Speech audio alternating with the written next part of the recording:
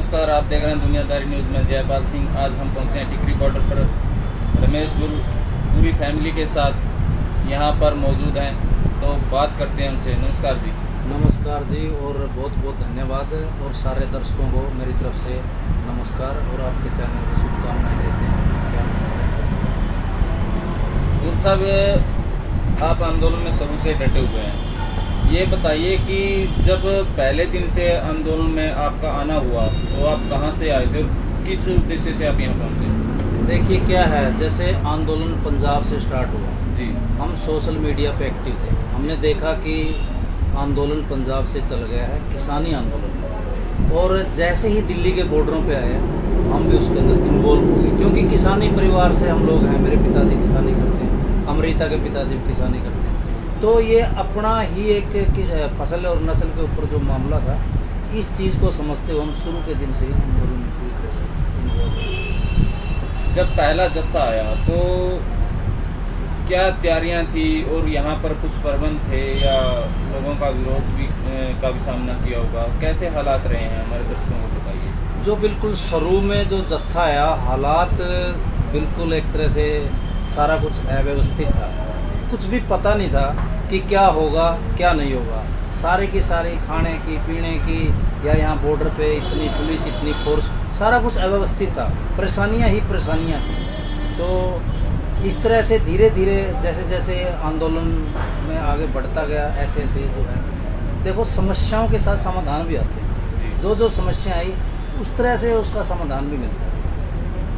क्या कभी ऐसी उम्मीद की थी कि एक दिन आंदोलन में हमने ऐसे भी रूप देखना मिलेगा, जो कि मान लो एक किसान घर पर रहता है अपने मकानों के अंदर और अपने परिवार के साथ, और आज यहाँ रोड के ऊपर बैठ के आगे टेंट लगा के, तो क्या शुरुआत में कैसे ये जो सिस्टम है आपने हैंडल किया? देखिए ऐसा तो बिल्कुल भी नहीं सोचा था।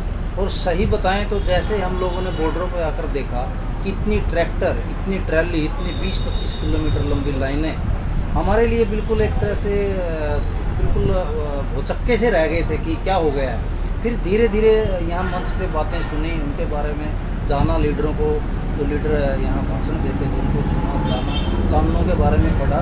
तो फिर हमें लगा ये हमारी अपनी लड़ाई है, इसलिए हम उस दिन से ही इसके अंदर पूरी तरह से कर रहे हैं। आप फिलहाल कहाँ पे रह रहे हैं? मैं रहता हूँ वैसे तो मेरा जो नेटिव प्लेस है, मेरा गाँव है पाई, कैथल डिस्ट्रिक्ट में। लेकिन पिछले 22 साल से मैं दिल्ली में रहता हूँ। दिल्ली में मेरा अपना कारोबार है, मैं इंजीनियर। ये बताइए, जब आप दिल्ली में रह रहे हैं, इंजीनियर हैं, आपका तो रोजी रोटी बिल्कुल आराम से चल रहा होगा, तो आपको क्या जरूरत आई कि आप किसान आंदोलन में शामिल होने के लिए अपने परिवार समेत, अपने बच्चों समेत, अपनी मिसेज के साथ हर रोज़ रूटीन से आंदोलन में आ रहे हैं? क्या महसूस हुआ? ये देखिए जी, ऐसा है, मैंने पहले भी आपको बताया है, जो पिछले आपने क्वेश्चन पूछा था, मैं किसान परिवार से हूँ और मैंने किसानी की सारी समस्याएं देखी हुई। हम किस तरह से पढ़ते थे, पढ़ाई ख़त्म होने के बाद, स्कूल ख़त्म होने के बाद हम लोग खेत में जाते थे। तो किसानी की जितनी भी समस्याएं हैं वो हमने बड़ी गहराई से देखी है। और इन समस्याओं की वजह से हमने देखा, जब हम अपने पिताजी से सवाल करते हैं कि आप स्कूल क्यों नहीं गए, तो उनका जवाब ये होता है कि अगर हम लोग स्कूल जाते तो ये खेती कौन करता। तो ये सारी की सारी समस्याएं हमने झेली हुई हैं। और मैं जो अपनी जो एजुकेशन है, मैं पीएचडी करना चाहता हूँ, लेकिन कृषि के अंदर इतनी ना ही तो कमाई थी, ना ही इतना पैसा था कि मैं अपनी पढ़ाई पूरी कर सकूँ। इस वजह से मुझे यहाँ दिल्ली में आकर नौकरी करनी पड़ी, और फिर नौकरी के अंदर ही मैं यहाँ फिर अपना जो कारोबार सेट करके यहाँ लगाऊँ। अभी क्या है, अभी जैसे उस खेती की वजह से, उस ज़मीन की वजह से मैं यहाँ दिल्ली में आके सेटल हुआ। अब जब उस खेती और उस ज़मीन के ऊपर आफत आन पड़ी, जो सरकार ने ये अध्यादेश के जरिए जो 3 काले कानून जो लागू कर दिए, तो मुझे लगा कि जिस खेती से, जिस ज़मीन से आप दिल्ली में सेटल हो, आज आपको खड़ा होना चाहिए इस लड़ाई के साथ। अभी जो आप रोज़गार पे हैं और आपका काम ठीक चल रहा है, फिर भी आपकी जो भावना है किसानी के साथ जुड़ी हुई है। जब आपने फील किया कि मेरी पढ़ाई बीच में रह गई थी, जो आज किसान का बच्चा है, उसके जो पढ़ाई के, जो शिक्षा के हालात हैं, वो कैसे हैं? देखिए क्या है, पढ़ाई के बारे में अगर बात करोगे तो एजुकेशन तो पिछले 1.5 साल से सारे स्कूल, सारी यूनिवर्सिटीज़ बंद पड़ी है। रही बात किसान की तो और भी हालत पहले भी ख़राब थी, अब ये जो कानून लगा दिए पिछले 8 महीने से, जो किसान अपने खेत में काम करता, अपने रूटीन के काम करता या अपना पशुपालन करता, वो सारा का सारा उसका डिस्टर्ब हो गया, दिल्ली के बॉर्डरों पे आके बैठ गया और इतना रोज़ का डेली का उसके ऊपर खर्च पड़ रहा है। तो किसान के बच्चे तो पहले भी फाइनेंशियल क्राइसिस की वजह से पढ़ नहीं पा रहे थे, अब तो उनके लिए और भी ज़्यादा मुश्किल हो गया। मोदी मीडिया और जो लोग कुछ ऐसे हैं जो बीजेपी और आरएसएस से जुड़े लोग हैं, वो कहते हैं कि नहीं जी, ये तो किसानों का आंदोलन है, मजदूरों का नहीं है। लेकिन हम जब ग्राउंड में जाते हैं तो हमें मजदूर भी मिलते हैं और किसान भी मिलते हैं। एक समय ऐसा भी आया कोरोना काल में, जब आप दिल्ली में रहते हो तो दिल्ली से लाखों मजदूरों ने पलायन किया और वो मजदूर आखिर में गांव में ही पहुंचे और गांव में किसान रहता है, तो उस किसान ने उसका जो स्वागत किया और उसको मकान दिया, उसको खाना दिया। तो एक शहर की भगदड़ से निकलकर मजदूर गांव की तरफ भागा और गांव ने उसको स्वीकार किया। तो इस आधार पर क्या कह सकते हैं कि किसान और मजदूर अलग है? बिल्कुल भी नहीं, क्योंकि देखिए अगर हम हिस्ट्री पढ़ें या हमें जैसे स्कूल में पढ़ाया गया या कॉलेज यूनिवर्सिटी में पढ़ाया गया, तो यही पढ़ाया गया कि भारत एक कृषि प्रधान देश है और किसानी बिना मजदूर के कभी भी पूरी नहीं हो सकती। किसानी का कोई भी काम है, किसान मजदूर के बिना अधूरा है। तो किसान और मजदूर तो अलग हो ही नहीं सकते। आप देख रहे होंगे 2 तरह के सेक्टर हैं, एक है ऑर्गेनाइज सेक्टर, एक है अनऑर्गेनाइज सेक्टर। ऑर्गेनाइज सेक्टर में आती हैं सारी की सारी जितनी भी इंडस्ट्रीज हैं, सारी ऑर्गेनाइज में आती है, और अनऑर्गेनाइज में आता है अपना सारा कृषि क्षेत्र है या कुटीर उद्योग है। जो अपना अनऑर्गेनाइज क्षेत्र है, जो कृषि का क्षेत्र है, जितने भी मजदूर है, जितना भी रोजगार है, वो सारा का सारा कृषि से मिल रहा है। और मजदूर का और किसान का तो चोली दामन का साथ है, ये अलग तो हो ही नहीं सकते। क्योंकि जब शहरों के अंदर ये लोग पलायन उन्होंने करा, इन्होंने यही सोचा कि और थोड़ा सा डेवलपमेंट करते हैं, हम भी थोड़ा आगे बढ़ते हैं। लेकिन शहरों ने क्या करा, जब मजदूर के ऊपर आफत आई, कोरोना काल के अंदर मजदूर के ऊपर आफत आई, तो क्या हुआ, जितने भी इंडस्ट्रियलिस्ट थे उन्होंने सबने हाथ पीछे खींच लिए। फिर जो मजदूर है वापस गांव में गया, वापस गांव में जाके जो किसान है, किसान का मजदूर का संबंध तो बहुत ही पहले से ही मधुर था, तो किसानों ने उनको अपने गले लगाया और इस तरह से जो है मजदूर और किसान को आप अलग नहीं कह सकते, एक ही चीज़, दोनों का एक दूसरे का सब पूरक है। जब कोरोना काल था तो शहरों में जो मजदूरों की हालत थी, तो किस प्रकार का दृश्य आपको देखने को मिला? बहुत ही एक तरह से देखिए, मजदूर क्या है, किसान तो है देश का अन्नदाता और मजदूर है निर्माता। मजदूर ने इतनी बड़ी बड़ी बिल्डिंगें बना दी, इतनी बड़ी बड़ी फैक्ट्री, इतनी बड़ी बड़ी गाड़ियाँ, मेट्रो किसने बनाई? मजदूर ने। क्या मजदूर के बिना पॉसिबल था? क्या पैसा या धनी लोग मेहनत कर सकते हैं? 10 मंजिल के ऊपर जो है रोड़ी मसाला चढ़ा सकते हैं? सारा मजदूरी तो करता है। लेकिन दिल को बड़ी ठेस लगी जिन मजदूरों ने इतने बड़े बड़े शहर, इतनी बड़ी बड़ी बिल्डिंगें, इतने बड़े बड़े मेट्रोज बनाए अपना खून पसीना ये करके, जब उनके ऊपर मुसीबत आई तो ये उद्योगपति ने और पूंजीपतियों ने अपने हाथ पीछे खींच लिए, उनको तनख्वाहें नहीं दी, उनको सैलरी नहीं दी। उद्योगपतियों के साथ साथ जो ये भारत सरकार है, भारत सरकार का यहाँ सीधा मतलब है मोदी सरकार। मोदी भी एक तरह से उद्योगपतियों का ही दलाल है। मजदूरों को हमने जिस तरह से बिहार, यूपी के अंदर टीवी के माध्यम से, अखबार के माध्यम से मजदूरों को भूखा और प्यासा मरते हुए जिस तरह से रोडों पे देखा है, ये घटना एक तरह से दिल को झकझोर देता है। अब राजनीतिक पार्टियां जब भी कोई घोषणा पत्र लेके आती हैं तो उनके जो मुद्दे होते हैं किसान और मजदूर के ऊपर ही होते हैं। उनके जो सवाल होते हैं कि हम किसानों के लिए ये करेंगे, मजदूरों के लिए ये करेंगे, लेकिन जब भी वो पार्टी सत्ताधारी पार्टी के रूप में बदल जाती है तो उनके जो घोषणा पत्र में जो उन्होंने वायदे किए होते हैं उनके बिल्कुल विपरीत काम करती है, जैसे कि आजकल बीजेपी सरकार कर रही है। तो क्या इन पार्टियों के लिए कोई विशेष आपके जो किसान आंदोलन की तरफ से कुछ निकल के आएगा कि घोषणा पत्र पे कुछ कंट्रोल होना चाहिए? हाँ बिल्कुल, ये बात बिल्कुल आपने सत्य की। जितनी भी पार्टी, देखिए सरकार बनाने में किसानों का विशेष योगदान रहता है, क्योंकि किसान और मजदूर एक बहुत बड़ा तबका है। कोई भी सरकार है इसके अंदर इनका विशेष योगदान रहता है। अभी आप पिछली सरकारों को देख लीजिए, जिसने भी वोट लिया किसान को हमेशा धोखा दी। ये जो बीजेपी सरकार है 2014 के अंदर अगर आप इसका घोषणा पत्र उठाकर देखोगे तो उसके अंदर उन्हें स्पष्ट लिखा हुआ है कि हम स्वामीनाथन रिपोर्ट लागू करेंगे और उसकी स्वामीनाथन की जो रिपोर्ट है C2+50 उसके अंतर्गत MSP देंगे। लेकिन जैसे ये लोग कुर्सी में बैठे, जैसे सत्ता में आए, इन्होंने सुप्रीम कोर्ट में एक हलफनामा दिया कि हम लोग MSP नहीं दे सकते। तो ये इनकी नीतियां रहती है, सिर्फ वोट लेते हैं, उसके बाद जो है किसान को हमेशा धोखा देते हैं। अब की बार क्या है, इस सरकार को जो है, पहले तो आपने देखा है उसमें किसान मोर्चा ने यूपी के अंदर मिशन शेड कर पंजाब के उत्तराखंड, तो इस सरकार को जो है एक तरह से अगर इसने ये कृषि कानून वापस नहीं लिया, MSP पे कानून की गारंटी लगाई, तो इसको तो जाना पड़ेगा। रही बात दूसरी सरकार की, दूसरी सरकार में ये रहेगा, कोई भी अगर मोर्चा आएगा तो उसके अंदर किसान जो है, जो भी वो घोषणा पत्र बनाएगा उसके ऊपर अपनी पैनी नज़र रखेगा, टाइट नज़र रखेगा। एक बात तो आने वाली पार्टियों को स्पष्ट हो गया, अगर किसान की बात नहीं मानेंगे तो किसान उनको कुर्सी से उतार भी सकते। तो मजदूर वर्ग के लिए जो घोषणाएं होती हैं वो भी किसान के साथ ही जुड़ी हुई घोषणाएं होती हैं। लेकिन अभी क्या है, जो हालात हैं कि 4 कोड बना दिए गए मजदूरों को, जो 44 कानून है उनको निरस्त किया गया है और 4 कोड बना दिए गए हैं। तो क्या है वो 4 कोड, उनके बारे में थोड़ा बताइए। हाँ, इसके अंदर ये लोग क्या कर रहे हैं, ये लोग कर रहे हैं कि पहले जो एक ड्यूटी हावर्स थे वो 8 घंटे थे, अब इन्होंने क्या कर दिया, अब 12 घंटे कर दिया। अब ये क्या करेंगे, मजदूर को निचोड़ेंगे। और एक इन्होंने इस लेबर कोड के अंदर एक बड़ी उद्योगपतियों के फेवर की बात की है। इन्होंने एक अभी पूरा तो मुझे उसका जो संख्या है पता नहीं है कि इतने लोग यूनियन नहीं बना सकते। इन्होंने जो इस लेबर कोड के अंदर डाला, जब वो लोग यूनियन नहीं बना सकेंगे, अपनी आवाज़ ही नहीं उठा सकेंगे, उनका शोषण ही होगा। तो लेबर कोड क्या है, लेबर कोड भी कृषि कानून की तरह जो है मजदूरों के गले का फंदा है। जो मजदूर वर्ग है वो ज़्यादातर गरीब तबके से आते हैं और उनको सिर्फ रोटी के लिए ही लड़ाई लड़नी पड़ती है। तो क्या ऐसे में वो जो ये कानून बने हैं, सरकार ने एक साजिश के तहत कानून बनाए हैं, क्या वो समझ पाएंगे कि इन कानूनों के बारे में?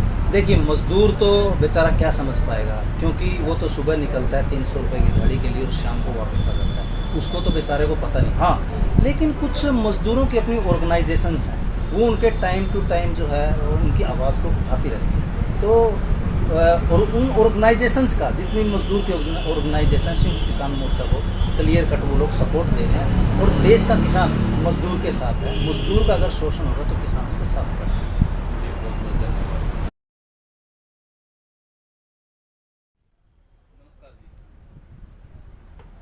आप अपने जो रुझान है, यहाँ जो आंदोलन में आपका जो लगाव है वो अलग ही तरह का है। हमने देखा है कि आप प्रतिदिन सुबह आ जाते हैं और शाम को लेट टाइम तक यहाँ किसानों के साथ, मजदूरों के साथ उनसे विचार विमर्श करते हैं। तो ये बताइए कि जब आप मंथन करते हैं तो क्या शुरू दिन से आज तक आपने क्या निचोड़ निकाला इस आंदोलन का? इस आंदोलन का जो आप निचोड़ पूछ रहे हो, जी, हमारा सुबह से शाम तक यहाँ रहता है। हम लोग, जैसे इन्होंने भी बताया, किसान परिवार से आते हैं। हमारे घरों में आज भी खेती है, आज भी वो इन्हीं समस्याओं में उलझे हुए हैं कि उनका खेत का गेहूँ कहाँ बिकेगा, बारदाना मिलेगा या साइलोज में जाएगा या क्या। ये सारी जो समस्याएं मेरे पिताजी को या मेरे परिवार को देखनी पड़ती है, वो जो समस्याएं हैं उनके पीछे का जो कारण है वो हमें यहाँ पता चलता है कि ये जो 3 कृषि कानून जो लेके आए हैं उनके पीछे की वजह ये है। समस्या जो उनको आती है हमें यहाँ पता है, इसलिए हम ये लड़ाई जो है अपने माँ बाप ने जो सारी उम्र हम लोगों को पालने में, खेती करने में, और पता ही नहीं चला उनको तो कि क्या लड़ाई है, हमारे ऊपर ऐसा क्यों हुआ। सिर्फ उन्हें ये पता है कि हमने मेहनत तो पूरी करी है, लेकिन हम अपनी खेती में यही कर पाए हैं। बच्चों को भी शहरों में इसलिए भेज दिया, अपने से दूर भेज दिया कि बच्चे जो है खेती में लगेंगे तो क्या कर पाएंगे। तो इसलिए हमें ज़रूरी है कि हम दिन रात इस लड़ाई में अपना जो योगदान है वो दें। और भी मतलब जो समाज में जो भी कोई हमें देख के किसी को लगता है कि ये परिवार है तो और भी हमें देख के अगर कोई आ सकता है तो हम चाहते हैं कि वो भी आए और इस लड़ाई को जीते, ताकि जो किसानों की जो हालत है, जो पूंजीपतियों की वजह से है, जो सरकार की जन विरोधी नीतियों की वजह से, उससे लड़ें और अपना जो दर्जा है वो और ऊंचा लेके जाएं और समाज में एक सम्मान का दर्जा मिले। आज के युग में जो किसान की बेटी, मजदूर की बेटी अपना जो परचम है अलग अलग क्षेत्र में लहरा रही है, साथ में वो परिवार भी संभाल रही है, साथ में वो समाज में हो रही परिघटनाओं को भी समझ रही है और वो एक मंथन करती है कि मुझे परिवार कैसे चलाना है, बाहर की समस्याओं से कैसे निपटना है, किस प्रकार अपने बच्चों का भविष्य बनाना है। इन समस्याओं के ऊपर उसका सारा जीवन टिका हुआ रहता है। तो आप अपने बच्चों को भी इस आंदोलन में साथ में रखते हैं, तो आप अपने बच्चों को क्या समझाना चाहते हैं? इस आंदोलन में क्या है कि बच्चे सीखें और क्या बच्चों को सिखाना चाहते हैं? इस आंदोलन में बच्चों का सिखाने का ये है कि ये जो आंदोलन है, ये उस कौम का आंदोलन है जो सबसे ज़्यादा संघर्षशील, सबसे ज़्यादा मेहनती, सबसे ज़्यादा मतलब किसी भी काम के लिए अडिग होके जो काम करते हैं, चाहे खेतों में हो चाहे संघर्ष में हो, कि जिस काम को ठान लिया उसको पूरा करना है तो करना है। ये डिसाइड अगर उन्होंने कर लिया तो वो उससे पीछे नहीं हटेंगे। तो ये समाज जो है कोई कमज़ोर लोग नहीं है, कोई हमारी बहू बेटियां या हमारी माता बहनें कोई कमज़ोर वर्ग से नहीं है। उन्होंने हमेशा जो भी काम किया कभी बीच में अधूरा नहीं छोड़ा है। तो बच्चे जब यहाँ आएंगे और देखेंगे कि परिस्थितियाँ चाहे कैसी हो, चाहे मौसम गर्मी का हो, सर्दी का हो, बारिश का हो, चाहे सुविधाएं ना भी हो, तो समाज में जब ऐसी चीज़ों को देखेंगे, सिर्फ ये नहीं है कि आप उनको सारी सुख सुविधाएं दे दें और वो किताबों में पढ़ते रहें और जो भी सिलेबस में उसको पढ़ें, मार्क्स लेके आएँ, फिर एक नौकरी करें।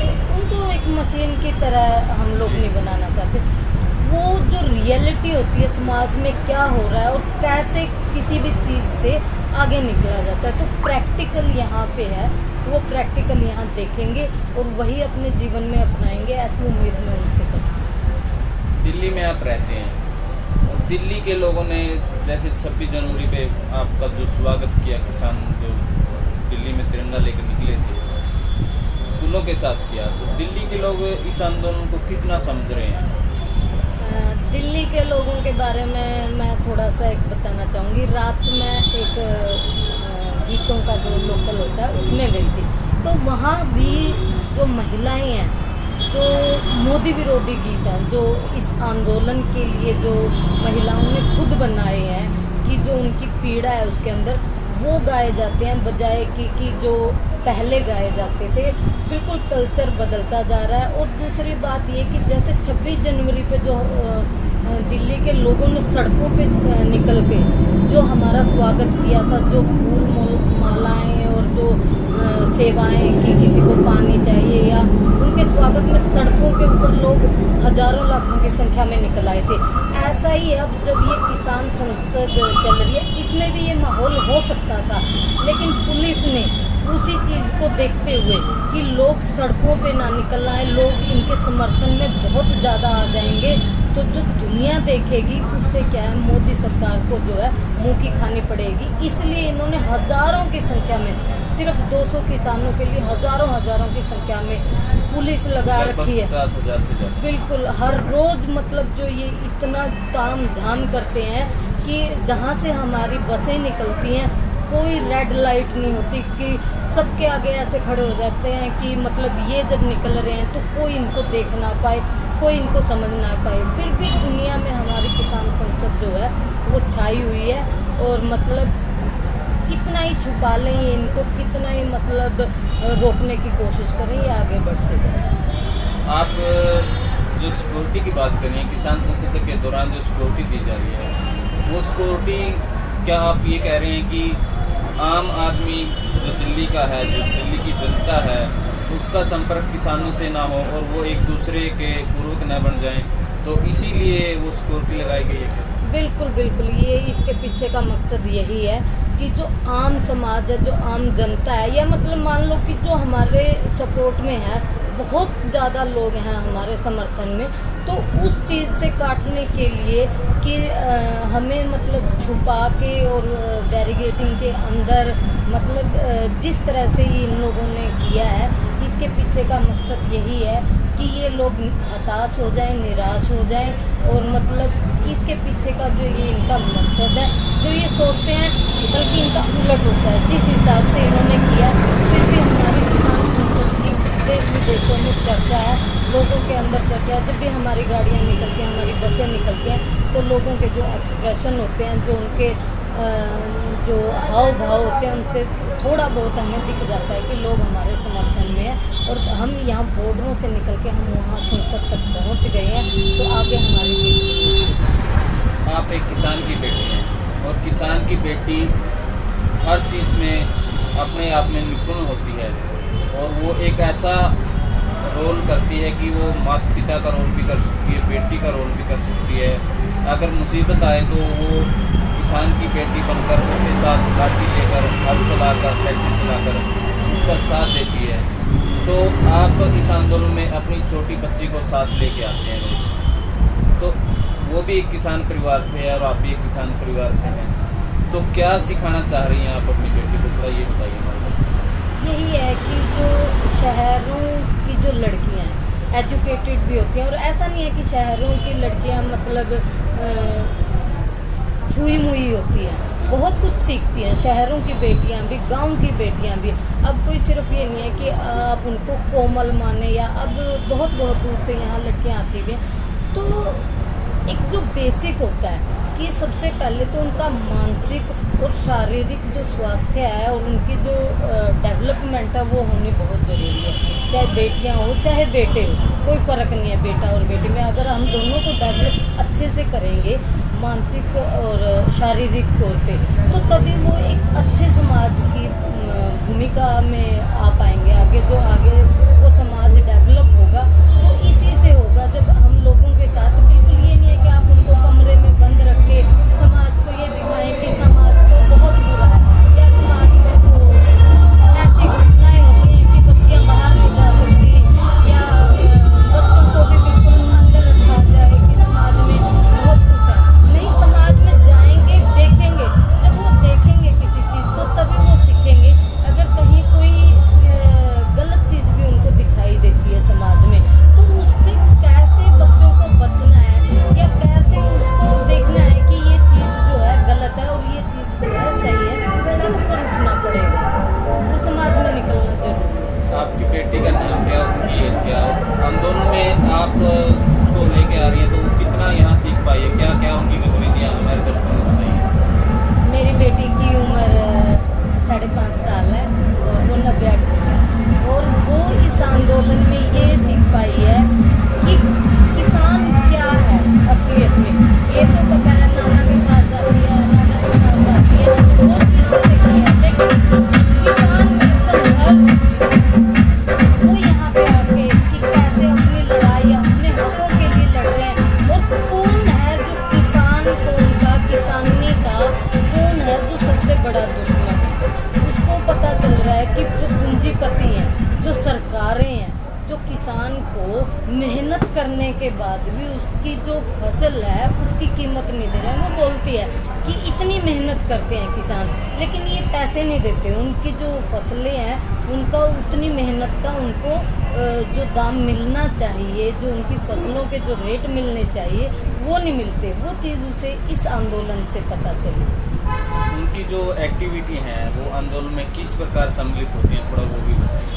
वो इस आंदोलन में अभी जब क्लासेस भी उसकी चलती हैं, तो वो अपनी क्लासेस में, ऑनलाइन क्लास में यही बताती है कि मैम मैं आंदोलन में जाती हूँ, मैं स्टेज से भी नारे लगाती हूँ, और वहाँ पे बहुत किसान हैं, वहाँ पे इनकलाब जिंदाबाद बोला जाता है। तो वो इतनी छोटी होके भी अपने छोटे छोटे बच्चों के साथ अपने टीचर्स को, और सबसे बड़ी बात है वो हमेशा क्वेश्चन पुट करती है कि मैम हमारे स्कूल कब खुलेंगे, मोदी जी ने हमारे स्कूल बंद करवाए हुए हैं, हमारे स्कूल कब खुलेंगे। तो वो एक उसके अंदर ये है कि अपनी आवाज़ जो है उठाना क्या होता है और कैसे अपनी किसी भी चीज़ के लिए वो मतलब बोलती है। ऐसा नहीं है कि वो आप के सामने टीचर है या आपके सामने बड़ा है तो आप डर जाओ कि ये बड़ा है, हम इसके सामने नहीं बोलेंगे। हाँ, जो उसकी सही बात है उसके लिए वो खड़ी होती है, बोलती है और विरोध भी करती है, हमारे साथ भी करती है। अगर कोई चीज़ हम उसको बोलते हैं कि नहीं तो वो अपनी आवाज़ उठाती है और हमारे साथ भी मतलब ये नहीं है कि एक माता पिता हैं या बड़े हैं, एक डर का माहौल, तो अपनी बात के लिए मतलब अडिग रहते हैं। इस बात से लगता है कि आपने उनको बहुत कुछ सिखाया और सीखने का मौका भी दिया है। अब बात मैं करूँगा आपके गांव से, जिस गांव में आप रहते हैं, जहाँ पर आपके बुजुर्ग ने जो ये कहें कि दादा खेड़ा बसाया हुआ है, तो वहाँ के बारे में थोड़ा हमारे दर्शकों को बताइए। और गांव का जो आंदोलन में जो भाग है वो किस प्रकार है वो भी आप बताइए। मेरा जो पीहर है वो तो है तीतरम गाँव कैथल जिले का, और जो मेरा ससुराल है वो पाई गांव है, वो भी कैथल जिले में आता है। सबसे पहले मैं ससुराल के बारे में बताऊंगी, पकोड़ा चौक पे। क्यों पीहर के बारे में नहीं बताएंगे? नहीं, क्योंकि जब लड़की विदा हो जाती है तो मैंने दोनों ही बताया। पहले मैंने पीहर का बताया कि मेरा पीहर कौन सा है, तो मेरे लिए दोनों ही गांव समान है। मैं अपने इस पे कुंडू लिखती हूँ, लेकिन जब मेरे से कोई पूछता है कि आप कौन से गांव से हो तो मैं पाई से बताती हूँ। तो मेरे लिए मतलब दोनों ही गांव बिल्कुल समान एक ही जैसे हैं। कोई मतलब ये नहीं है कि इस गांव से मेरे को ज़्यादा है और इस गांव से कम है, मेरे लिए दोनों बराबर है।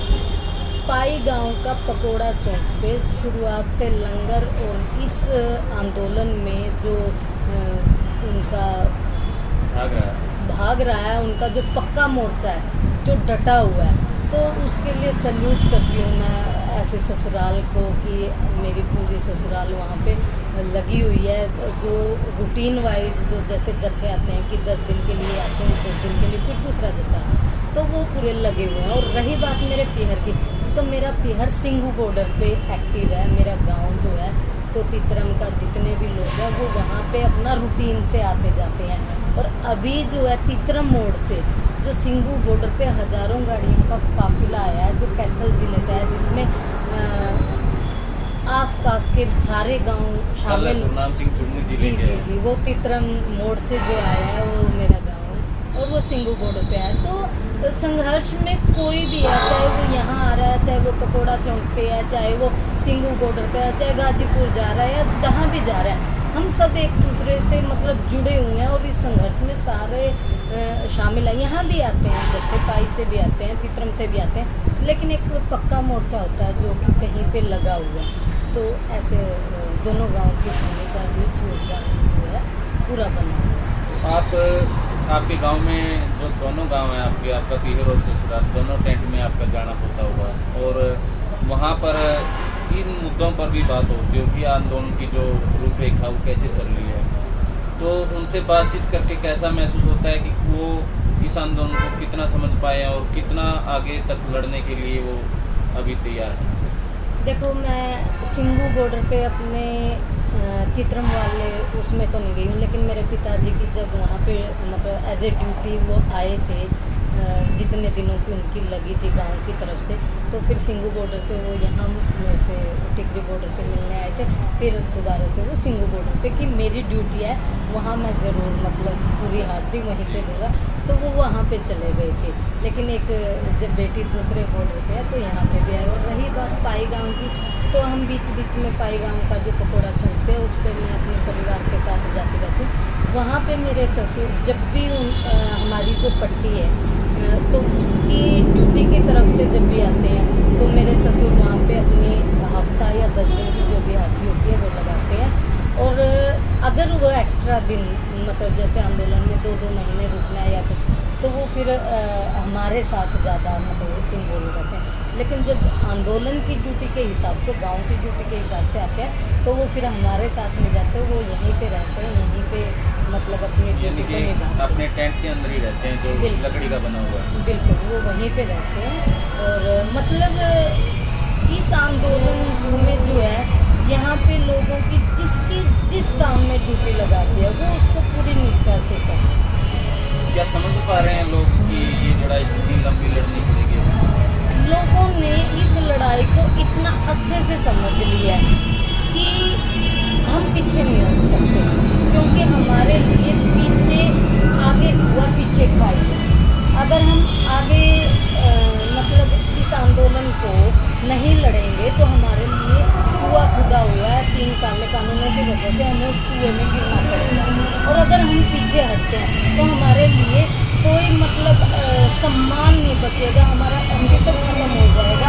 और ये लड़ाई जीतने के लिए इनका जो जज्बा है, चाहे ज़्यादा उम्र के लोग हो, चाहे युवा हो, चाहे बच्चे हो, चाहे महिलाएं हो, हर किसी को ये बात समझ में आ रही है कि हमारे लिए ये लड़ाई कितनी महत्वपूर्ण है, कितनी खतरनाक नीतियाँ इन सरकारों ने बना दी हैं जो किसान कौम के लिए और आम समाज के लिए भी, चाहे वो किसानी से हटके भी है, उनके लिए बहुत खतरनाक ये जो कानून लेके आ रहे हैं बार बार, तो बहुत खतरनाक है। इसलिए पूरा समाज जो है अब ये किसान आंदोलन से जन आंदोलन बन चुका है। हर तरह के लोगों से हमें समर्थन भी मिल रहा है, हमारे साथ जुड़े हुए हैं, चाहे किसी दूसरे राज्य से हों, चाहे आंध्र प्रदेश से हों, चाहे तेलंगाना से हों, चाहे आज कोलकाता से भी लड़के, तो बहुत मतलब हर जगह से यहाँ पे लोग, कल परसों अमेरिका से भी लड़के आई थी। तो हर कोई यहाँ मतलब एक अपनी जो भूमिका है वो निभा रहा है, अपना योगदान जो देना चाहता है। आप महिला किसान संसद में गए थे, तो हमारे दर्शकों को बताइए कि वहाँ पर क्या हुआ और किस तरीके से आपने जो अपनी भूमिका वहाँ पे निभाई। किसान संसद जब महिलाओं की लगी थी तो उस टाइम हमारा जो टॉपिक था जिस पे हमें डिस्कस करना था, तो हमारा टॉपिक था एसेंशियल कमोडिटी एक्ट। तो एसेंशियल कमोडिटी एक्ट जो है ये सिर्फ किसानों के लिए ही खतरनाक नहीं है, ये पूरा जो उपभोक्ता है उसके लिए भी खतरनाक है, महिलाओं के लिए भी खतरनाक है। क्योंकि महिलाओं का क्या होता है कि कभी भी जो एक नियम बना रखा है, जब कोई सर्व करता है किसी को तो बेस्ट देता है कि अपना घर पे जो भी हैं बच्चे हैं सबको देता है। उसके बाद वो मतलब अगर कटौती भी करनी होती है महिलाएं अपने खाने में करती हैं, ये हमेशा से होता है। अगर दूध कम है तो मतलब परिवार में बाकी को बच्चों को दे देंगे, बुजुर्गों को दे देंगे, वो अपने लिए कटौती कर लेंगे। तो इस जो एसेंशियल कमोडिटी एक्ट है इसकी वजह से समाज में ये जो पूंजीपति उतर आए हैं, ये क्या करेंगे, ये जमाखोरी इतनी बढ़ जाएगी, जिससे काला बाजारी इतनी बढ़ जाएगी, सीधा सीधा असर रसोई पे पड़ेगा और महिलाओं पे भी पड़ेगा और पूरे जो उपभोक्ता जो है उस पे सब पे ये पड़ेगा। तो एसेंशियल कमोडिटी एक्ट पे हमारी जो बहस होगी और उसको रिपील करने की जो हमारी जो संसद में प्रस्ताव रखा गया था, तो उस पर हमारी पूरी चर्चा हुई। जब आप महिला किसान संसद में गई तो सिक्योरिटी का क्या प्रारूप था? वहाँ पर जेंट्स सिक्योरिटी ज़्यादा थी या लेडीज सिक्योरिटी ज़्यादा थी? देखो इसमें क्या है कि हम लोगों को जिस हिसाब से बसों में ले जाया गया, मतलब बसों से हमारी गर्दनें तो बाहर निकली है, हमारे साथ जो गाड़ी चल रही है जिसमें सिर्फ पुरुष हैं, सिर्फ हमें एक गाड़ी दिखाई दे रही है, जैसे बाइक पे, बुलेट पे या जैसे भी अगर 2 पुलिस वाले हमारी बस के साथ साथ तो हमें वही दिखाई देंगे। जहाँ भी मतलब हमें थोड़ा बहुत दिखेगा तो ज़्यादा संख्या जो थी वो पुरुषों की थी, महिलाओं की संख्या इतनी थी कि हमारी बस में कि 2 महिलाएं बैठी हैं या तो इतनी ही संख्या, या वहाँ पे जब हम रुके हुए थे वहाँ पे कुछ महिलाओं की जो ड्यूटी लगी हुई थी, लेकिन ज़्यादा संख्या जो थी वो पुरुषों की थी। जो कानून का नज़रिया उस हिसाब से अगर महिला जाती हैं तो उनकी सिक्योरिटी भी महिला को करनी चाहिए, लेकिन ये कौन सा प्रारूप देखने को मिल रहा है कि महिलाओं की सिक्योरिटी जेंट्स कर रहे हैं? यही तो इस सरकार की तानाशाही है कि जब है ही महिला तो पुरुषों की जो सिक्योरिटी है, ये तो सवाल सरकार पे सीधा सीधा बनता है कि वो क्या दिखाना चाहते हैं कि महिलाएं जो यहाँ पे आई हैं उनके पास उनकी सिक्योरिटी क्या, वो एक तानाशाही जो इन्होंने ढांचा बना रखा है, तो वो सारा का सारा जो है ये एक प्रेशर बनाना चाहते हैं, ये एक दबाव बनाना चाहते हैं कि पुलिस दिखा के, फोर्स दिखा के कि ये जो महिलाएं हैं ये डर जाएंगी, ये वापस चले जाएंगी, अपने घरों में घुस जाएंगी, कि शायद ताकतवर है अगर कुछ हुआ तो। लेकिन हमारी जो महिलाएं हैं, हरियाणा की खासकर मैं कहूँगी, ना तो कभी पुलिस से, ना कभी प्रशासन से, ना कभी पर्चों से, ना कहीं किसी भी सरकार के नुमाइंदे का विद्रोह करने से या उनका जो है कभी नहीं डरी। वो हमेशा दिन रात इस आंदोलन में जो लगी हुई है। सल्यूट है हरियाणा की, पंजाब की, सबकी सारे जो है माता बहनों को कि इतनी ज़्यादा शिद्दत से जिस हिसाब से वो अपना काम करती हैं और जिस हिसाब से वो इस आंदोलन में लगी हुई हैं। कभी ऐसा सोचा नहीं था कि हरियाणा की या पंजाब की महिलाएं कभी आंदोलन में इस तरह से अपनी भागीदारी निभाएंगी। तो मतलब बहुत ज़्यादा आगे आके सड़कों पे आके अपने नारे लगा रही हैं, गीत बना रही हैं। और जहाँ भी उनका मतलब कॉल होता है कि यहाँ कोई बीजेपी का कोई कार्यकर्ता है या कोई नेता आया है, उनका विरोध करना है या उनको काले झंडे दिखाने हैं या मतलब दुष्यंत चौटाला आ रहा है या खट्टर आ रहा है, तो उसके लिए वो मतलब अपना काम छोड़ के जैसे ही कॉल आती है वो वहाँ पे तुरंत पहुँच जाते हैं। दिन रात कभी नहीं देखती, चाहे हिसार जाना हो, चाहे टोहाना जाना हो, चाहे रोहतक आना हो, चाहे दिल्ली आना हो, चाहे जहाँ मर्जी हो, वो अपने काम भी पूरे सुचारू रूप से कर रही है। बहुत ज़्यादा यहाँ जब पुरुष आए हुए हैं तो घरों में भी खेतों में भी काम महिलाएं पूरी हिम्मत से संभाले हुए हैं और ग्रेट है हरियाणा की, पंजाब की। अभी आप बात करें हरियाणा से, तो आप भी हरियाणा से बिलोंग रखते हैं, तो ऐसी घटनाएं हुई हैं हरियाणा में ज़्यादातर बीजेपी का के नेताओं का विरोध करते हुए महिलाओं को चोट हिसार में भी लगी और टोहाना में भी ऐसे हुआ है। कई जगह पे ऐसा देखने को मिला है कि महिलाओं के ऊपर पुलिस के जो जेंट्स होते हैं उनके द्वारा लाठी मारी गई है। यहाँ तक कुछ क्लिप आए हैं हमारे पास वीडियो में, जो महिला पुलिसकर्मी के हाथ में ईंट है, पत्थर है और उसके अंदर कुछ ऐसे भी तत्व शामिल थे जो पुलिस की वर्दी पहनकर असामाजिक तत्व।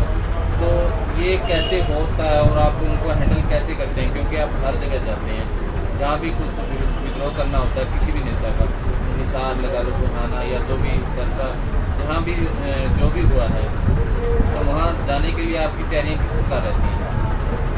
मैं इस बारे में ये कहूँगी कि हमारी हरियाणा की महिलाएं जहाँ कहीं भी पहुँचती हैं, मैं ज़्यादातर इस बॉर्डर पे रहती हूँ। मैं मतलब इसलिए नहीं जाती यहाँ से कहीं भी कि टिकरी बॉर्डर की जो महिला किसान समिति बनाई हुई है कि अगर कहीं से भी महिलाएं यहाँ पे आती हैं तो उनकी जिम्मेदारी हमारी बनती है।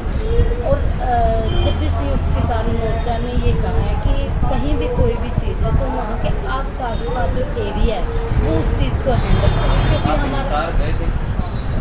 एक आध बार देखो हमारा क्या होता है कि हिसार हम लोग गए थे, जाना भी होता है, ऐसा नहीं है कि बिल्कुल हम लोग ही मतलब जब कोई नज़दीक होता है क्षेत्र, जैसे हिसार है, रोहतक है या कोई भी है, तो हमारी यहाँ से महिलाएं भी जाती हैं, हमारे आसपास के क्षेत्र से भी महिलाएं आती हैं। तो हमारी भी जिम्मेदारी बनती है कि हम बॉर्डरों को भी मजबूत रखें और वहाँ की स्थिति को भी मजबूत रखें। तो हमारी लड़ाई चारों तरफ होती है।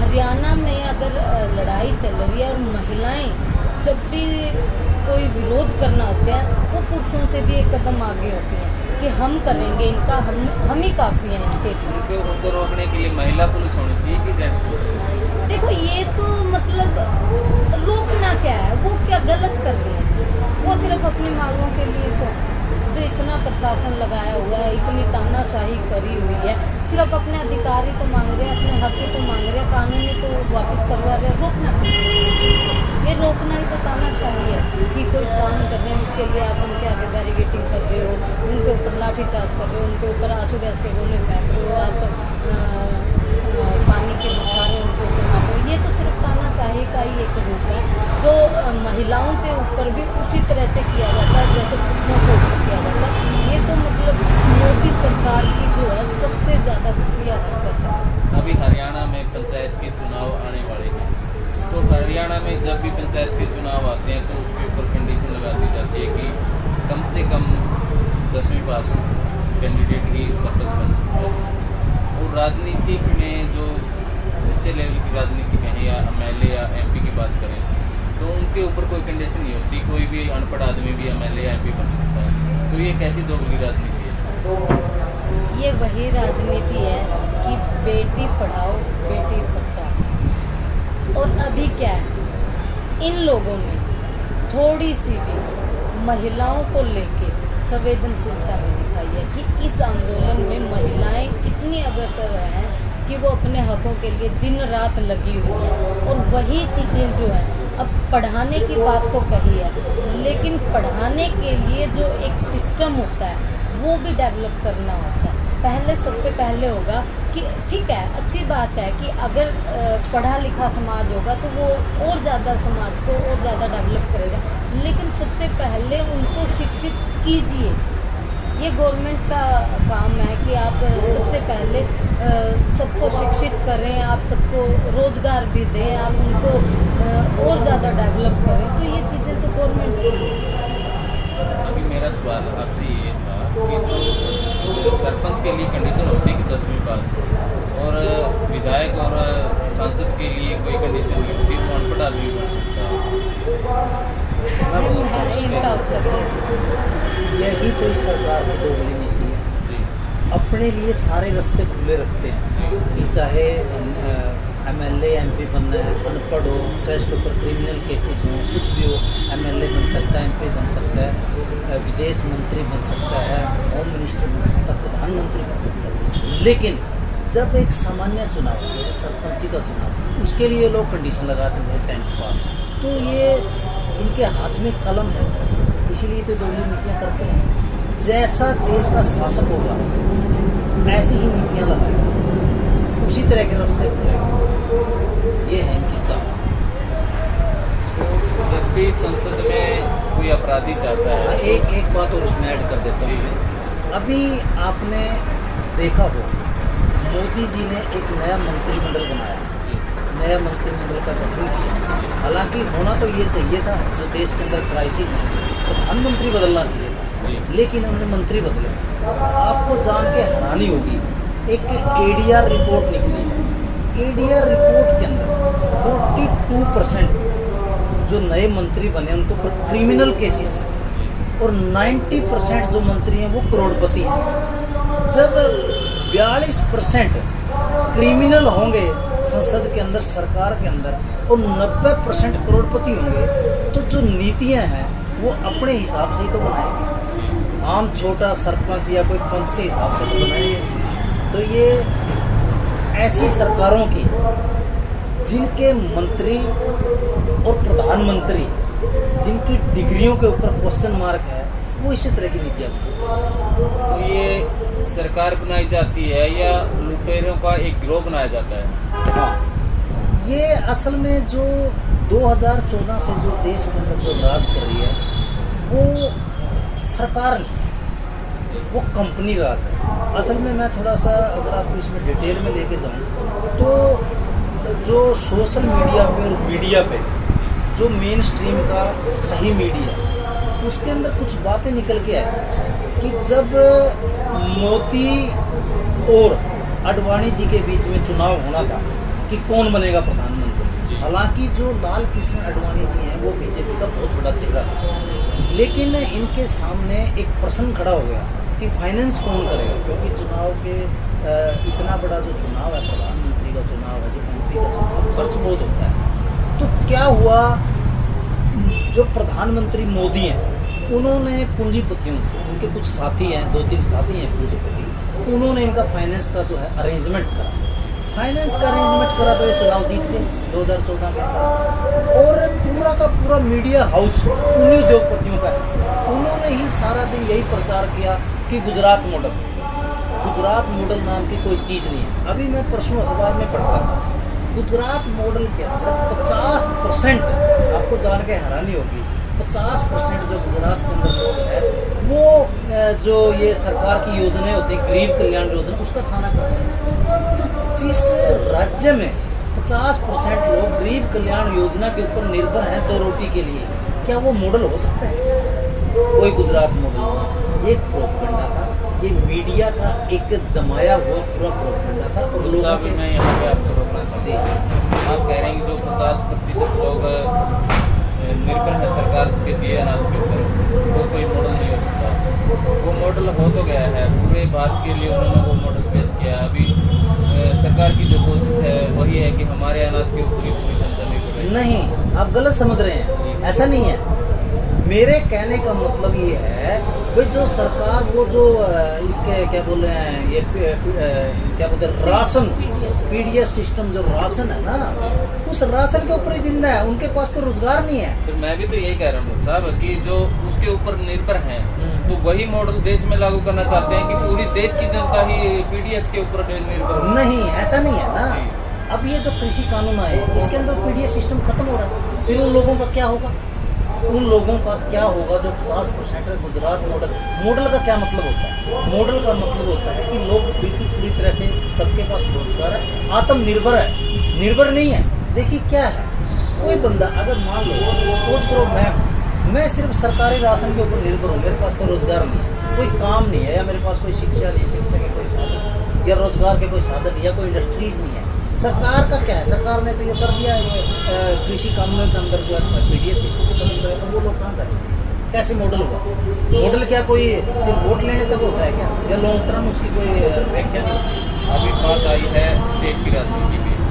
दिल्ली में आप रहते हैं और केजरीवाल की जो सरकार है वो आंदोलन से निकल के आई हुई सरकार है, तो क्या फ़र्क देखते हैं अन्य सरकारों में और केजरीवाल सरकार में? मैं यहाँ आंदोलन में कोई राजनीतिक पार्टी का समर्थन नहीं करता। मैं पहले मेरे चैनल की तरफ से ये कहना चाहूँगा कि मैं किसी भी राजनीतिक पार्टी का समर्थन नहीं करता, न मैं किसी के पक्ष में हूँ और न मेरा चैनल इसकी जो पक्षधर है।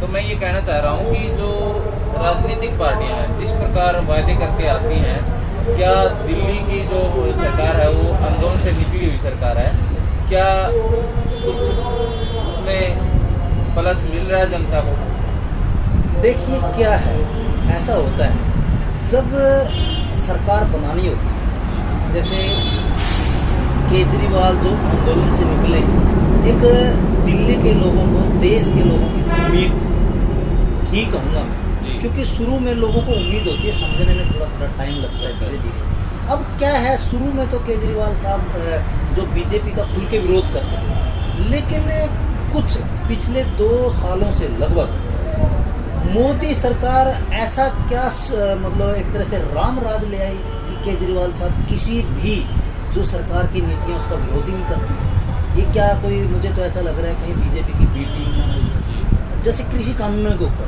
शुरू में इन्होंने कुछ ऐसे बनावटी कुछ बयान दिए, हम किसानों के साथ हैं, हम ये नहीं करेंगे, हम स्टेडियम नहीं खोलेंगे, फलाना नहीं करेंगे, ये, लेकिन ऐसा धरातल पे ऐसा कुछ नहीं।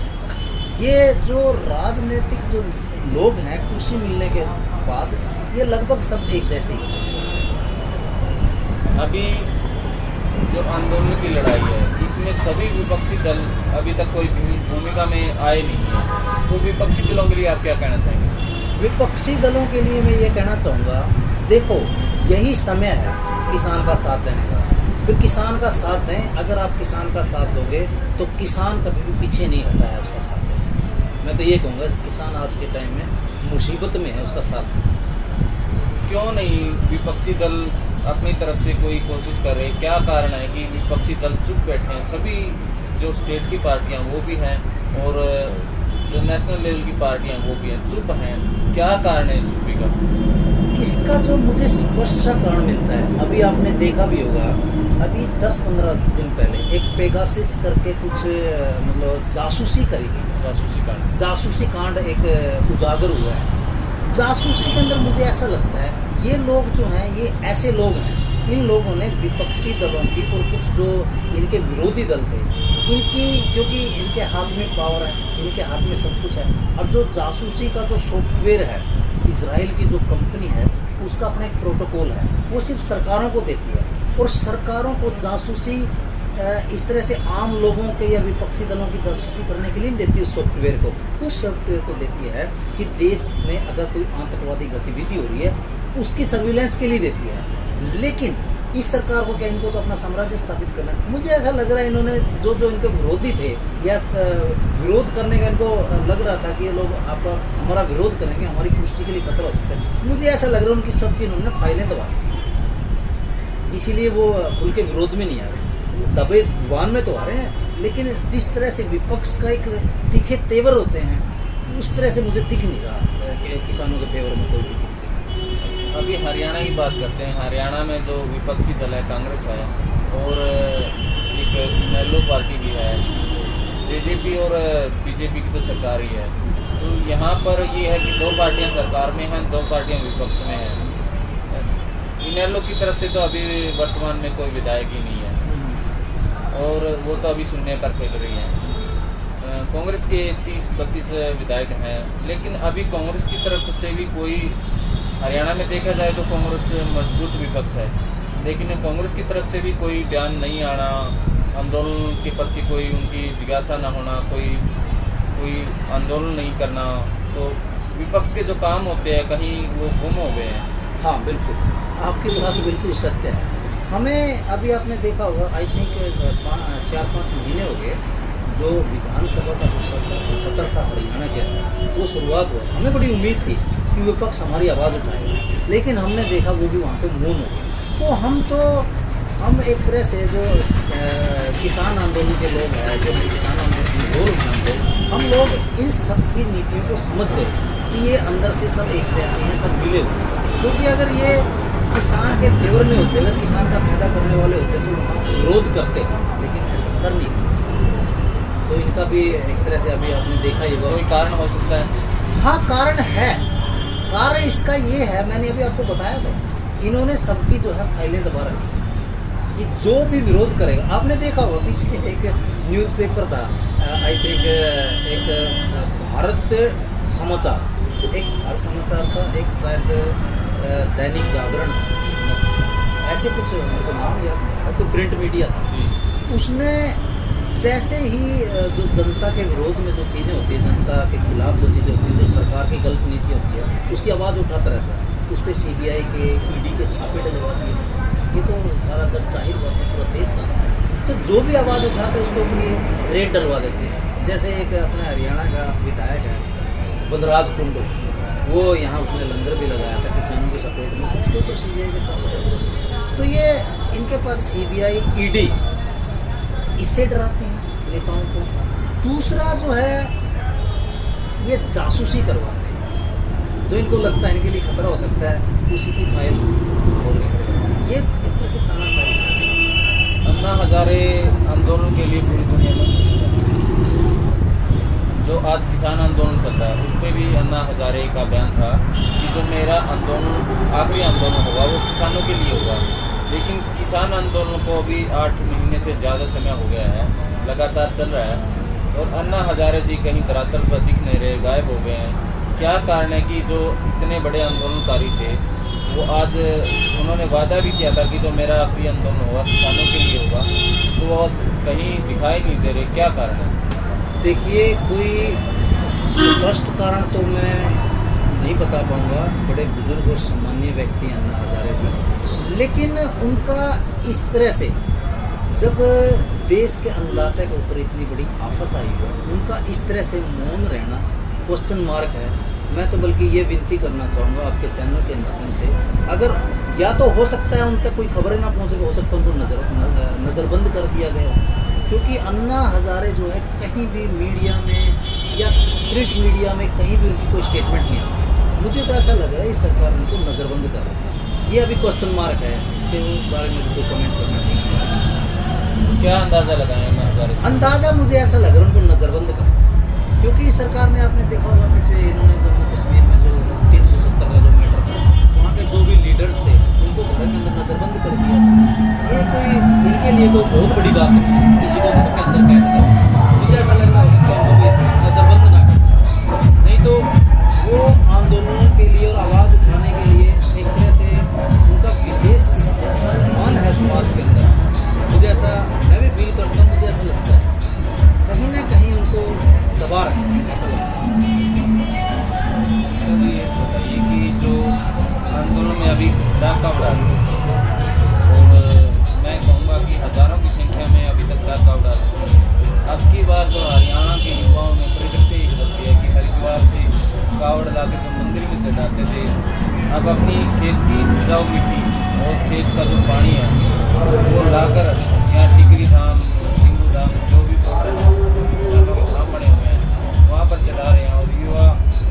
जोश के साथ, म्यूजिक के साथ दौड़ लगाते हुए सैकड़ों किलोमीटर की दौड़ लगाते हैं और बड़े जोश के साथ पहुंच रहे हैं, तो थोड़ा बताइए हमारे दर्शकों ये जो सिलसिला युवाओं ने शुरू किया है अपने खेत की पवित्र मिट्टी और जल लाके, जो टिकरी धाम या सिंह बॉर्डर या सबको एक धाम का दर्जा दिया कि यहाँ पे जो किसान है एक तरह से वो इतने पवित्र उन्होंने माने हैं कि अन्नदाता से बड़ा कोई भगवान है, जो पूरे समाज में अपने मेहनत से पूरे दुनिया को चलाता है। और जो युवा यहाँ पे आ रहे हैं उन्होंने अपना बता दिया है कि वो अपनी फसलों नस्लों की लड़ाई में किसानों के और अपनी लड़ाई के लिए वो पूरा मतलब एक्टिव है। कोई ये नहीं है कि युवा इस आंदोलन से जुड़ा हुआ है। जब भी यहाँ पे सामग्री की जरूरत होती है या कोई भी बैरिकेडिंग तोड़नी है या कभी भी गांव में खेतों में या जितने भी काम हैं युवाओं ने बहुत अच्छे से संभाले हुए हैं और युवा भी इस आंदोलन की एक जड़ है और वो हमारे साथ है। और ये मोदी सरकार का जो मोदी मीडिया उसने फैलाया है कि युवा हमारे साथ नहीं है, युवाओं का हर रोज और हजारों की संख्या में यहाँ आना ये मोदी सरकार के लिए बिल्कुल खतरा है कि हमारे युवा हमारे साथ हैं। CID की जो उनकी रिपोर्ट जा रही है उससे मोदी सरकार को एक भय पैदा हो गया, डर पैदा हो गया कि जितना इस आंदोलन को ये तोड़ने की, कमज़ोर करने की, थकाने की कोशिश करेंगे ये उतना ज़्यादा मजबूत होता जाएगा। बच्चे जो हैं अपने जो गाँव से वहाँ से पैदल दौड़ना शुरू होते हैं तो आंदोलन बहुत ही मजबूत स्थिति में है। और ये आपका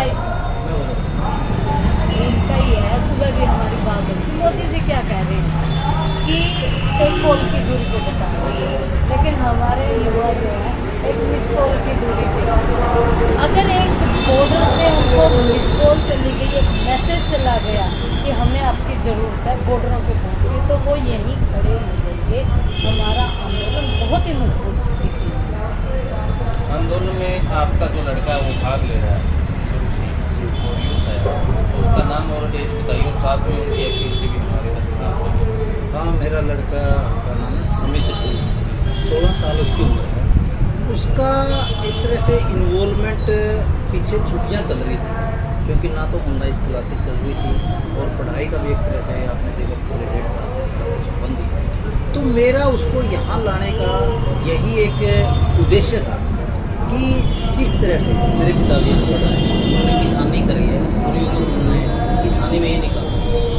अब थोड़ा बहुत वो मेरे को पढ़ा पाए तो मैं यहाँ दिल्ली में पिछले 20 साल से जब, तो जिस तरह से आज ये कृषि कानून मेरे पिताजी के ऊपर एक आफत बन के आए और मुझे लगता है कि थोड़ा बहुत मैं वो तो इतना समझ नहीं पा रहे हैं कृषि कानूनों के बारे में, थोड़ा सा मैं उनकी एक आवाज़ बन के जो इस आंदोलन में खड़ा हूँ। मुझे ऐसा लगता है कि जैसे समित है, कल को अगर मेरे ऊपर कोई आफत आती है या कोई सरकार हमारा शोषण करने की, हमारे कौम की या कि हमारे देश के अंदर या हमारे परिवार का भी किस तरह से कोई शोषण करने की कोशिश करता है, तो मेरा बेटा कम से कम अपनी आवाज़ बुलंद करने के लिए उसके अंदर कॉन्फिडेंस दो, उसको नॉलेज दो। ऐसी में उम्मीद आप उसको ट्रेनिंग दे रहे हैं। हाँ, ट्रेनिंग तो एक तरह से हमारे समाज में ट्रेनिंग तो बचपन से ही होती है। किसानी का काम इतना स्ट्रॉन्ग होता है, इतना मतलब एक तरह से मेहनत का काम होता है। ट्रेनिंग तो बड़ी हार्ड होती है, मिलिट्री टाइप ट्रेनिंग होती है किसानी के अंदर। तो आप इसको ट्रेनिंग भी कह सकते हैं, आप इसको ये भी कह सकते हैं। देखिए बच्चे क्या है, माँ बाप मैंने देखा है बहुत से माँ बाप बच्चों को इतना छुई मुई की तरह इस तरह रखते हैं, बेटे वहाँ मत जा, ये मत कर। लेकिन मैं ये नहीं चाहता कि मेरे बेटे के ऊपर कोई आफत आए, कोई शोषण करे और वो उसको एक तरह से दबाव के अंदर उसको जीवन जिए। वो बुलंद रहे और अपनी आवाज़ उठाए। अगर समाज में कहीं गलत हो रहा है तो उसकी आवाज़ बुलंद करे, इस तरह की मुझसे उम्मीद है। जो आज कल डाक कावड़ आ रही है उसके बारे में थोड़ा। हाँ, जो डाक कावड़ जो इन युवाओं ने शुरू करा है, इनके हौसले को पहले तो मैं सल्यूट करूँगा। देखिए क्या है, पिछले 15 दिन से रोज़ मुझे ऐसा लग रहा है सुबह 10 बजे से लेकर रात के 10 बजे तक यहाँ रोज का बड़ा, और सारे यंग है, सारे युवा हैं। इनके हौसले को मैं सलाम इसलिए करना चाहता हूँ। एक परसेप्शन बनाई जा रही है कि फलाने की अगुवाई में आ रहे हैं, उनकी अगुवाई में आ रहे हैं।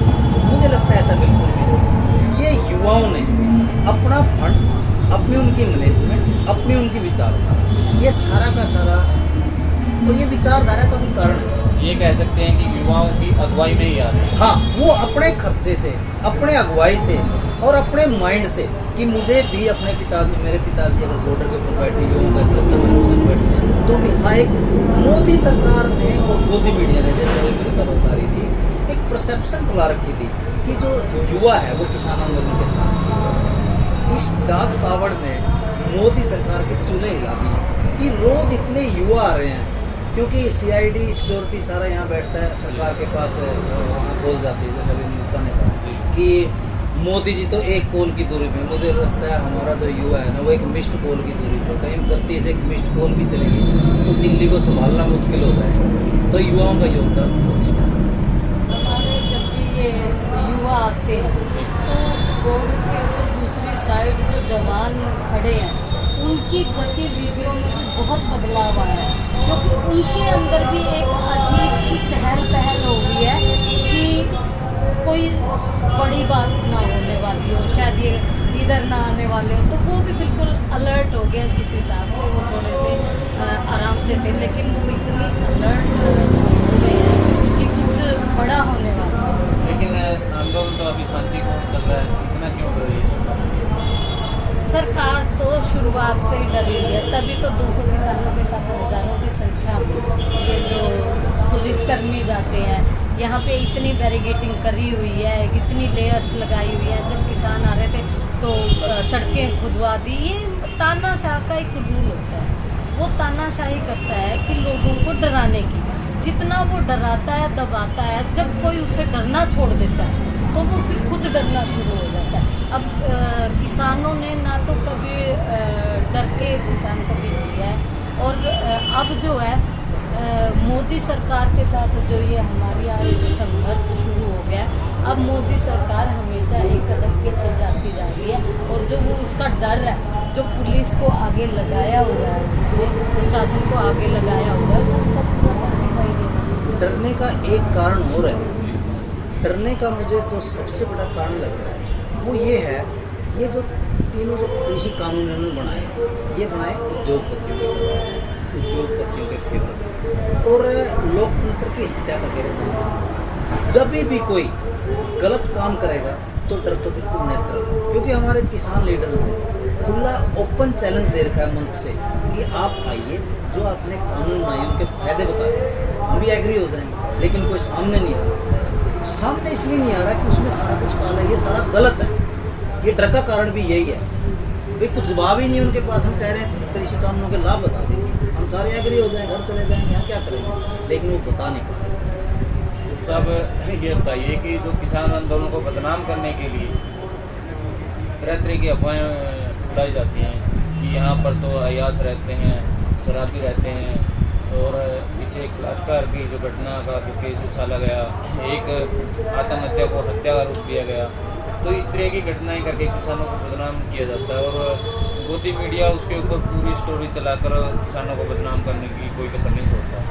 तो जो हकीकत है और क्यों बदनाम किया जा रहा है, थोड़ा उसके बारे में बताइए। हाँ, आज़ादी के बाद जो हमारे देश के अंदर अनाज के बहुत की समस्या, जब हमारा देश आज़ाद हुआ तो विदेशों से जो है हमें अनाज लेना पड़ता है। हमारे देश के यशस्वी प्रधानमंत्री श्री लाल बहादुर, उन्होंने, वो बड़े इंटेलिजेंट थे, उन्होंने दिमाग लगाया कि देश को इस समस्या से अगर कोई निकाल सकता है तो किसान, और इस देश की अभी अभी आज़ाद हुआ है, इसकी सीमाओं की कोई रक्षा कर सकता है तो जवान कर सकता है। तो उन्होंने एक नारा दिया, जय जवान जय किसान। किसानों ने इस नारे को एक तरह से अपने पूरे उस पर पहुँचाया, यौवन पे पहुँचाया। किसानों ने भरपूर कृषि क्षेत्र में पैदावार करके सरप्लस कर, आपने देखा होगा मोदी सरकार क्या कह रही है कि अनाज ज़्यादा हो गया, ये स्टेटमेंट है ना उसकी। तो आप एक बात बताइए, जो देश का किसान अन्नदाता पूरे देश का पेट भरता हो और उसका बेटा देश की सीमाओं की रक्षा करता हो और सीमाओं की रक्षा करते हुए उसकी जो डेड बॉडी है, उसकी जो लाश है, तिरंगे में लिपट के उस किसान के घर आती है, वो क्या देशद्रोही हो सकता है? वो क्या खालिस्तानी हो सकता है? वो क्या आतंकवादी हो सकता है? वो क्या अयासजीवी हो सकता है? रही बात आंदोलन की, 8.5 महीने से शांतिपूर्ण आंदोलन करना, पूरे विश्व के अंदर उसकी चर्चा है, पूरी दुनिया उसको फॉलो कर रही है। 92 कंट्रीज़ का जो सपोर्ट है, विदेशों में भी जो है किसान ट्रैक्टर यात्रा निकाल रहे हैं। तो अगर यह आंदोलन खालिस्तानिया का होता तो ये सरकार अब तक इसको बख्श देती, अब तक तो इसको समेट देती। वहाँ के ऊपर किसान का लगता है, देश की रक्षा करता है, वहाँ शहीद होता है और फिर वहाँ से शहीद होने के बाद तिरंगे में लिपट के किसान के घर आता है। तो क्या, और किसान पूरे देश का पेट भरता है, तो क्या वो किसान जो अपने औलाद को भी न्यौछावर करता है, पूरे देश का भी पेट भरता है, क्या वो खालिस्तानी हो सकता है?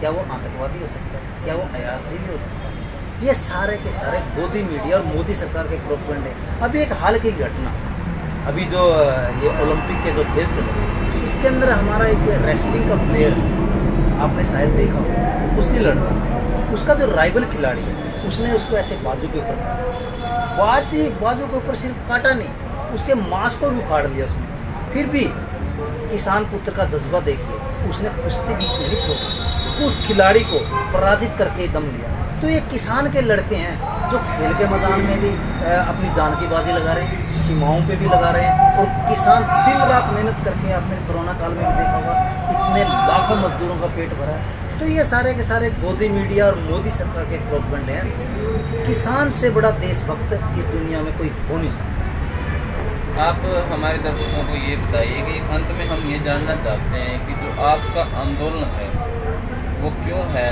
किस लिए है, और क्या नीतियों के साथ आप आगे बढ़ेंगे और सरकार को क्या कहना चाहिए? देखिए, आंदोलन हमारा बिल्कुल एक तरह से हमने पूरी दुनिया को बता दिया है। आपके दर्शकों को मैं फिर से एक्सप्लेन कर देता हूँ। जो मोदी सरकार कोरोना काल के अंदर अलोकतांत्रिक तरीके से अध्यादेश के माध्यम से 3 कृषि कानून लेके आई, उसके खिलाफ हमारा ये 3 कृषि कानून देश के किसान के लिए फांसी का फंदा है।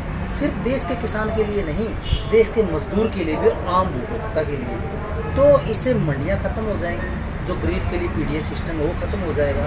तो ये एक तरह से रोटी की लड़ाई है। ये सरकार जो रोटी को जो है पूंजीपतियों की तिजोरी की आइटम बनाना चाहती है, इसके खिलाफ हमारा और हमारा ये प्रण है। मैंने पूरा अपने इसमें टिकरी बॉर्डर, सिंगू बॉर्डर, बहुत से हमारे जितने भी किसान बुजुर्ग उनसे जरूर मैं बात करता हूँ कि ताऊ जी, दादाजी क्या विचार है आंदोलन का, तो पता नहीं कब तक चलेगा। चाहे कोई 80 साल का बुजुर्ग हो, उसकी एक स्टेटमेंट होती है कि घर तो जाएंगे नहीं भाई जीते हुए। जब 80 साल का बुजुर्ग ये कह रहा है कि बिना जीते घर नहीं जाएंगे, तो हम जैसे लोग तो एक तरह से ऑटोमेटिकली ही लोग जाने वाले हैं ही। सरकार को क्या कहना चाहोगे? मोदी सरकार को मैं ये कहना चाहूँगा कि मोदी जी जितना जल्दी हो सके 3 कृषि कानून वापस लें और एमएसपी के ऊपर कानूनन गारंटी का जो है कानूनन गारंटी बनाएं। नहीं तो किसान पीछे हटने वाला। आपने पश्चिम बंगाल में देखा होगा, बीजेपी को हराया। अभी हमने यूपी मिशन, अभी 5 सितंबर को जब मुजफ्फरनगर के अंदर महापंचायत है किसान मोर्चा, वहाँ एक बहुत बड़ा ऐलान हुआ। यूपी के अंदर बीजेपी का सफाई करेंगे, पंजाब के अंदर बीजेपी का सफाई करेंगे, उत्तराखंड के अंदर बीजेपी का सफाई करेंगे। अगर मोदी सरकार पीछे नहीं हटी, अगर इन कानून को वापस नहीं लिया, तो पूरे देश के अंदर बीजेपी का झंडा उठाने वाला कोई, किसान हारने वाला है। ये मोदी सरकार को चेतावनी देना चाहिए। जी बहुत बहुत धन्यवाद रमेश जी, पूरे परिवार के साथ आंदोलन में डटे हुए हैं।